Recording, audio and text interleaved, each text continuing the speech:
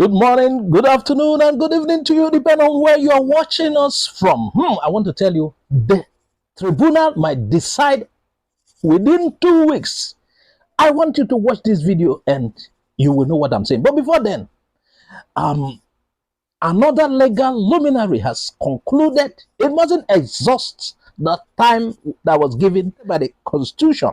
Yes, it can be decided before the swearing in. In fact, this time around, the discussion is more loaded. You need to watch this. You have had that before, but this time around, this guy elaborated it properly. Oh my God. I believe the tribunal judges are watching, and this should quickly be taken into consideration. In fact, I see that happening already based on the request made by the tribunal to the respondents to respond to the pre-hearing petitions already made. It is possible that something is building in the background. Judgment may be delivered before May 29th handover date. I see a possibility where the certificate of return might be withdrawn, pending the conclusion of the whole process. Now, before we look at the video, I would like to let you know that the 180 days required by the Constitution for the whole process to take place, it doesn't mean it must totally be exhausted. And it has already started from the day the parties filed their various petitions. It is not from the day the pre-hearing started, in case you don't know. Watch this video and we'll be right back. There are a lot of discussion to be made. Let me start from asking this question. The 180 days for this sitting, do they start today? Or will they begin to count after the pre-hearing sitting, which is today? It should have started being counted from the time the petitions were filed. Because that's when the work of the tribunal was activated. Don't forget, this is not the first time the tribunal is sitting. The hearing is only commencing today. Most pre-hearings had gone on last month of April. If you remember, there was an objection by the APC that the presidential candidate of the Labour Party, P2B, was not even qualified to have, contested the election ab initio. That application has already been taken and dismissed by this petition tribunal, for your information. So that tells you that the tribunal is already working. Had taken some applications already. Some keeping and house clearing job has already been done. What we expect the tribunal to do today is to go into substantive hearing of the petition. But they called it a pre-hearing sitting. Well, I wonder why they called it so. Maybe journalists may have seen it from that angle, just like I'm telling you now. If I wasn't telling you that the tribunal has already started sitting and has already taken some decisions, perhaps not every Nigerian would have known that. The concern, however, people seem to have is on the entire modus operandi of the tribunal and the issue you just raised in your intro about the time within which the tribunal should go about its job and the effect it will have on the polity. And I'm sure you would have been referring to section 285, subsection 6 and 7 of the Constitution. And that section talks about giving the first tribunal, which is the Court of Appeal, 180 days within which to conclude its hearing and determination of the appeal, while section 285, subsection 7 now subsequently give the Supreme Court, which is the final court on this matter, 60 days, 2 months, within which to hear and determine the appeal from the Election Petition Tribunal. Now, many people have misconstrued this to indicate that the tribunal must spend 180 days. If you read that section, nothing in that section says or even suggests that. The only thing that section seems to say is to impress on members of the tribunal the need for expedition, for speed, in view of the sensitive and peculiar nature of election petitions, that they must not exceed 180 days. But there's nothing there that says they must wait for 180 days. No. And they must use it all up. Or they must use it all up. Nothing says that these petitions cannot be concluded in 7 days. Nothing also says that the Supreme Court must use up the entire 60 days, 2 months before it decides the appeal. In fact, to underscore the exigency, the Constitution went further in section 285, subsection 8, to say that in order to expedite, nothing warrants even the tribunal to give reasons for its judgment. In other words, the tribunal can simply say, this is our judgment, we'll give you reasons later, just to ensure that this thing is expedited. That's what section 285, subsection 8 says. That underscores it. And that's why most Nigerians, like someone like president of the NBA, Dr. Olisabakoba, had been clamoring for some radical proactivity by the tribunal, because these petition, the way it is structured, is such that it can, in my opinion, be disposed of in 7 days, maximum 14 days. If you give me time, I'll tell you how it can be done. Right. For example, the candidates have 4 major grounds for their petitions. I'm talking about the 2 major candidates. There may be other candidates, but the Labour Party, the PDP, and their presidential candidates have filed petitions. And, for example, and their petitions are similar.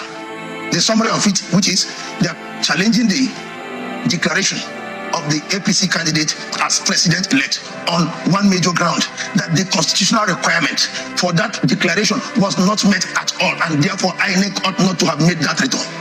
They feel very strong about it, whether rightly or wrongly. And they hint that on section 134, subsection 2, A and B of the Constitution, which says that for you to be declared the president-elect, where there are more than 2 candidates, you must have scored to 25% of 2/3 of the votes in 2/3 of the states of the federation and the federal capital territory. And they said, whatever you scored, if you did not score 25% of votes in the federal capital territory, you should not be declared president-elect. Exactly. Now, they have their reasons. The other parties feel, no, it doesn't. It's wrong in law. They cited many cases, and the other people too have the argument. They say, how can you say you must get 25% of FCT? If you get 25% of about 30 states, why should FCT be the decider? The other set of people are saying, no, you must interpret the law the way it is. We lawyers have various modes of interpretation. We have the golden rule, the Wisdom generous rule, and all the other rules. But the basic is the literal rule, where the law is literally clear. Don't add anything to it. And the law says you must have 2/3 of, this 25% of 2/3 and means conjunction, and means plus, and means including, and means together with. And they now raise the argument that what if WAEC said, the university said you must get English and maths before you are admitted to read medicine, and you now get 8 other credits, 10 credits, but you lack English, you lack medicine. Will they admit you? The answer is no. So if that's what the law says, that can be decided by the tribunal. It doesn't need 180 days. You can call the lawyers, because the result for FCT is on the table. INEC has the certified result. It's online. If this party did not make 25%, all councils come and address us. The tribunal can invite the parties, come and address us one day or 2 hours. Does this lack of 25%, is it fatal or it's not? And after addressing, the tribunal can adjourn to the next day and give its decision, and even tell you that I will give you reason later. That's what section 285 sub 8 empowers them to do. Now, if that fails and does not disqualify the APC candidate, you can go to the next one, which is the grounds of the opposition under section 115 of the Electoral Act, which forbids double nomination. Section 115D specifically forbids a candidate from taking nomination forms and filling nomination forms for 2 elective positions. It even went further to criminalize that misadventure in section 115 subsection K, 1K, by saying that the person will even be sentenced to 2 years imprisonment if you are found to have filled 2 nominations. Now, the opposition parties allege that the vice presidential candidate of the APC filled 2 nomination forms for both Senate and Vice President. Now, they are saying that that is fatal, considering the clear, unambiguous provisions of section 115 of the Electoral Act. The matter is before the court, so we cannot conclude that this person is right or that person is right. But it is something that the tribunal can ventilate and deal with in 1 day. Address me for 2 hours. The forms are there. Certified true copies can be procured from INEC.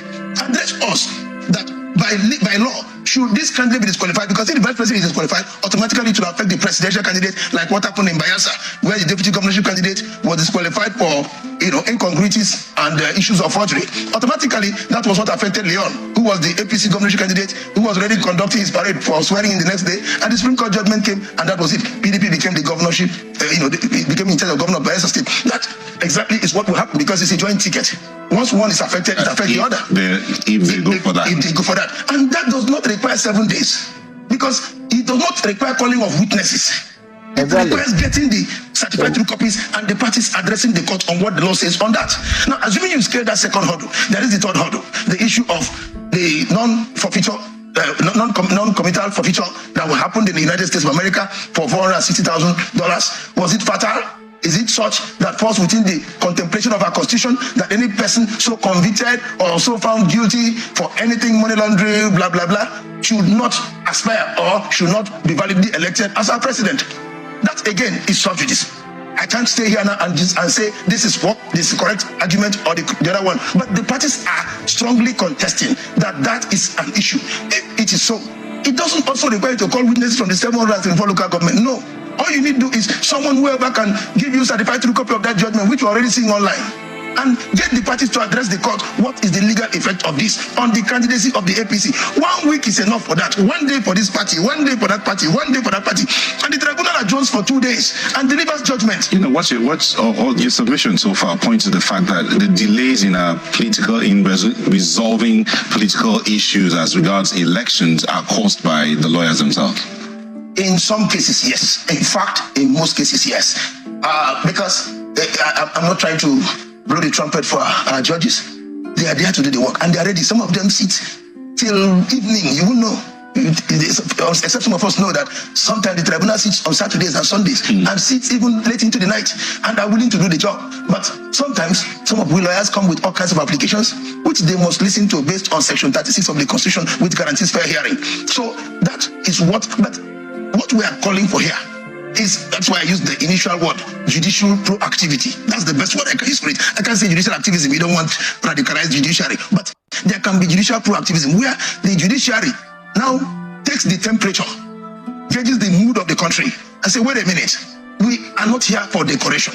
We are an independent arm of the government. We're not here for we have the decoration. executive, we have the legislature, we have the judiciary. Elections have been conducted by the executives. The legislature has made the electoral acts that enable that election to go on. Now it's on our table as the judiciary. We have the final say, and we must say it as it is without hearing whose ox is God. Exactly. If they have that attitude, they come up with practice directions, which they are entitled to, which they already have. Election petitions practice direction. They can amend it. The presiding officer can issue an order, amending it and saying, for this purpose, we are going to deal with these 3 issues within the next 3 weeks, within the next 2 weeks, within the next 1 week.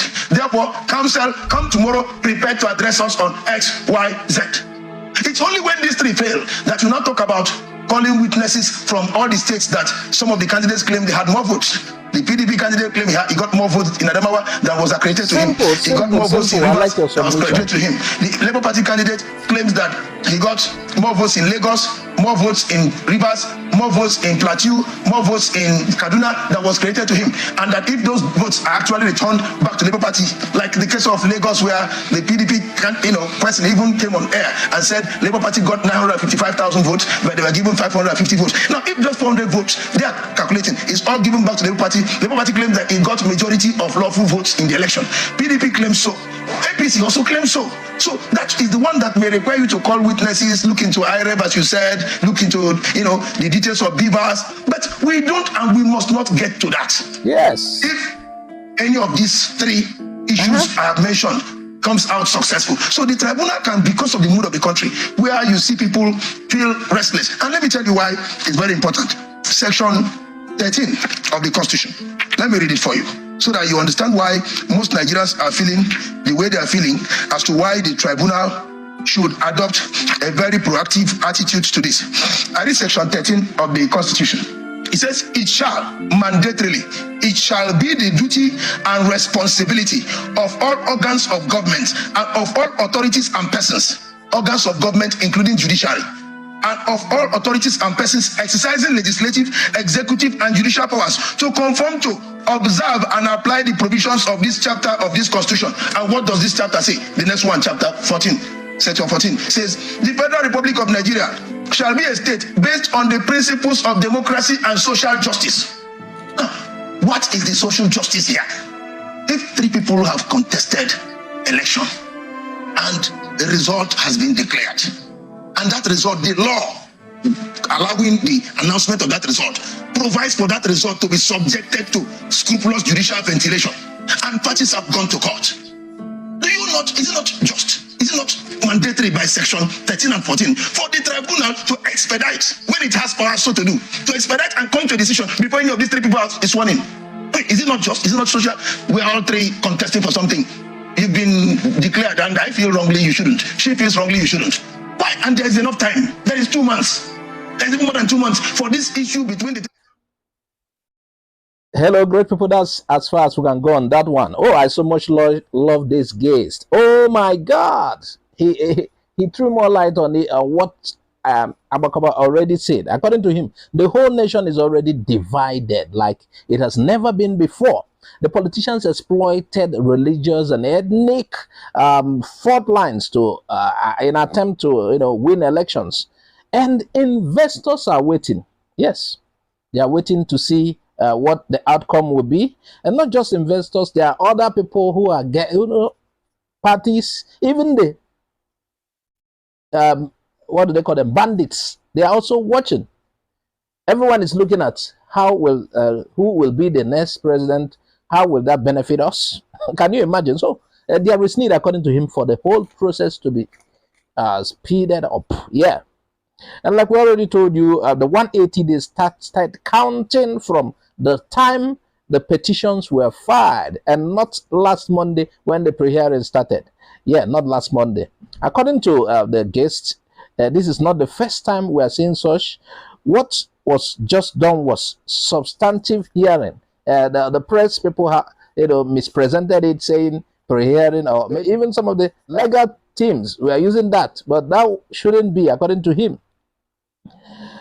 And remember, same commission dismissed application seeking to dismiss P2B as member or presidential candidate of the Labour Party. So, having done that, it shows the process has already started. The 180 days has started counting. It doesn't mean it, and it doesn't mean they had to exhaust that 180 days before judgment is given. That again affirms Abakoba's claim that a decision can be taken within 7 to 14 days. And according to him, the petitions are similar, and the court can go further and decide first on matters that does not require calling witnesses and bringing up evidences. There are grounds in the petition that are more mere looking at you already knows what the Constitution says. It can be resolved and judgment will be given. For example, according to him, Section 134 and subsection 1 and 2 of the Constitution clearly spells out on what a candidate must get to be declared president. They said 25% of 25 states, and that 25 states must include Abuja, because they said an Abuja, a conjunction, an Abuja. And I like the illustration he gave.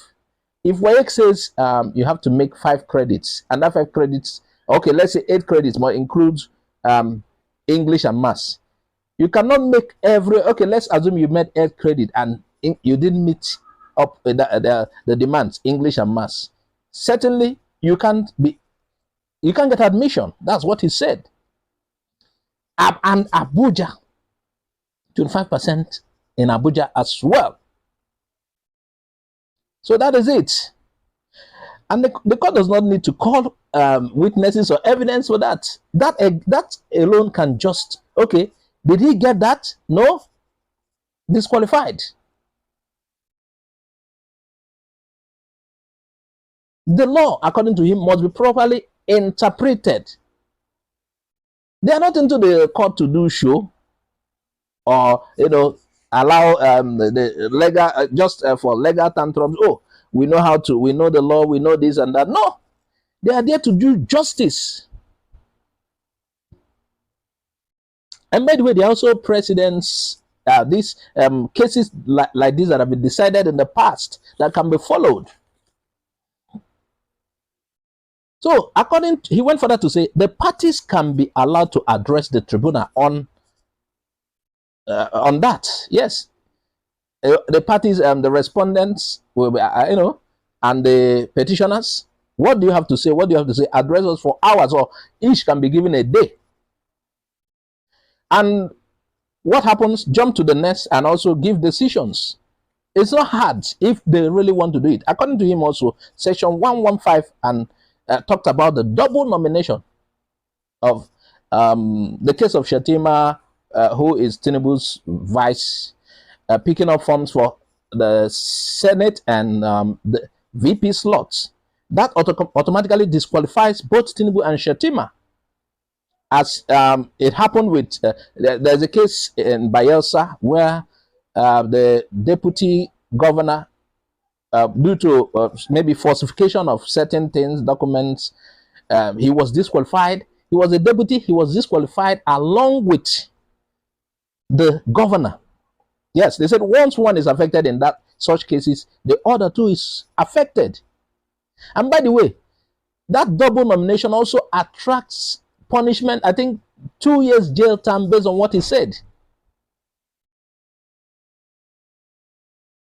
Now, if the second hurdles are scaled, then you get to the third. Once these are all, the third one, the case of drug and whatsoever, if it's scaled too, then it is time for you to explore that of the beavers and IREV, the ones that require witnesses to come to court, evidences. And by the way, if the tribunal is willing, proceedings can continue even during weekends and late nights. It can be done. However, counsels, lawyers too are part of the problem why things are being slowed down because of their delay. If everyone can meet up to their demands, do their parts, things can just happen within a short time.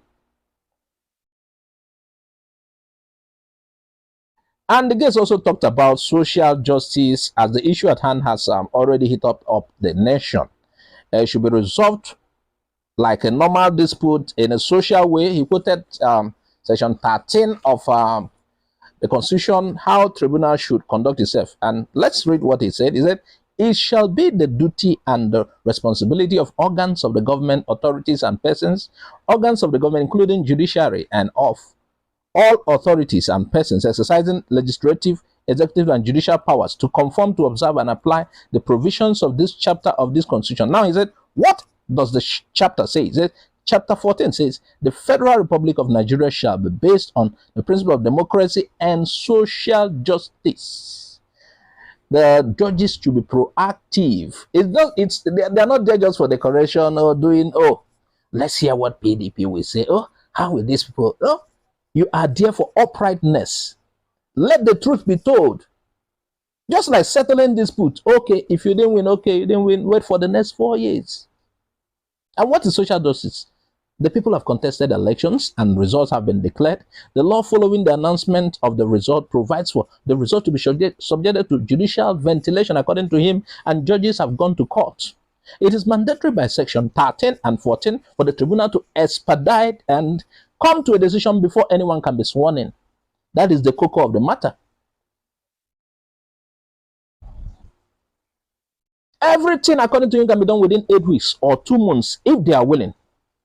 We already spelled out how this can be achieved unless it scales through the 3 of them.